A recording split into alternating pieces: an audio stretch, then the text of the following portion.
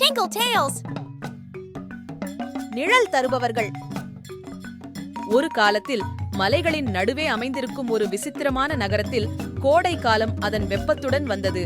நகரவாசிகள் சுட்டெரிக்கும் சூரியனிடமிருந்து தஞ்சம் தேடினர். அவர்களின் முகம் சிவந்து அதன் இடைவிடாத கதிர்களின் கீழ் அவர்களின் ஆவிகள் வாடின.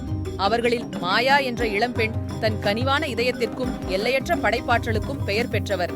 மாயா ஒரு பிற்பகல் நகர சதுக்கத்தில் சுற்றித் திரிந்தபோது அவரது சக நகர மக்கள் அடக்குமுறை வெப்பத்தில் அவதிப்படுவதை அவளால் தாங்க முடியவில்லை. நிவாரணம் வழங்க வேண்டும் என்று தீர்மானித்த மாயாவின் மனம் யோசனைகளால் துடித்தது. தன் அறையில் பதுக்கி வைக்கப்பட்டிருந்த வண்ணமயமான ரிப்பன்களையும் துணிக்குப்பைகளையும் சேகரிக்க வீட்டிற்கு விரைந்தாள். இதயத்தில் உறுதியுடனும் கண்களில் உற்சாகத்துடனும் மாயா தனது நண்பர்கள் மற்றும் அண்டை வீட்டாரின் உதவியை நாடினாள். ஒன்றாக ரிப்பன்கள் மற்றும் துணிகளை நீண்ட பாயும் பதாகைகளில் நெசவு செய்யும் வேலையை தொடங்கினார்கள். சூரியன் அவர்கள் மீது அடிக்க மாயாவின் கைகள் வேகமாக நகர்த்தன. அவளது விரல்கள் நோக்கத்துடன் துணி முழுவதும் நடனமாடுகின்றன. ஒவ்வொரு தையலிலும் மாயா குளிர்ச்சியான காற்று நகர சதுக்கத்தில் விரைவில் வீசும், பேனர்களுக்கு அடியில் தங்குமிடம் தேடும் அனைவருக்கும் நிவாரணம் அளிக்கும் என்று அவள் கற்பனை செய்தாள்.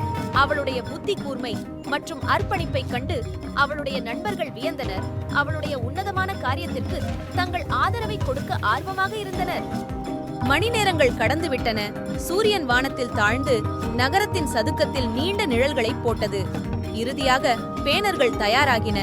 மாயாவும் அவளுடைய தோழிகளும் அவற்றை கட்டி விளக்கு கம்பங்கள் மற்றும் மரங்களுக்கு இடையே கூடாரம் நெய்தனர். கடைசி பதாகையை அந்த இடத்தில் ஏற்றிய போது நகர சதுக்கத்தில் ஒரு மெல்லிய காற்று கிளறி துணி சலசலத்து காற்றில் நிவாரண அலைகளை அனுப்பியது. நகரவாசிகள் கூடாரங்களுக்கு அடியில் கூடினர். அவர்கள் குளிர்ந்த நிழலில் குளித்தபோது அவர்களின் முகங்கள் புன்னகையால் பிரகாசிக்கின்றன. மாயா தனது எளிய மற்றும் சிந்தனை மிக்க செயல் தனது சமூகத்திற்கு ஆறுதலையும் நிம்மதியையும் அளித்ததை மகிழ்ச்சியுடன் பார்த்தாள். அந்த தருணத்தில் கருணை மற்றும் இரக்கத்தின் உண்மையான சக்தியையும் அது தன்னை சுற்றியுள்ளவர்கள் மீது ஏற்படுத்தக்கூடிய ஆழமான தாக்கத்தை அவள் உணர்ந்தாள். அன்று முதல் மாயாவின் கூடாரங்கள் நகர சதுக்கத்தில் ஒரு பிரியமான அங்கமாக மாறியது. இது ஒருமைப்பாட்டின் அடையாளமாகவும் துன்பங்களை எதிர்கொள்வதற்கும் உறுதியளிக்கிறது. கோடை வெயில் நகரத்தின் மீது தொடர்ந்து அடித்தபோது மாயாவின் குளிர்ச்சியான கூடாரங்கள் சிறிய கருணை செயல்கள் கூட ஒரு வித்தியாசத்தை ஏற்படுத்தும் என்பதை நினைவூட்டுவதாக இருந்தது.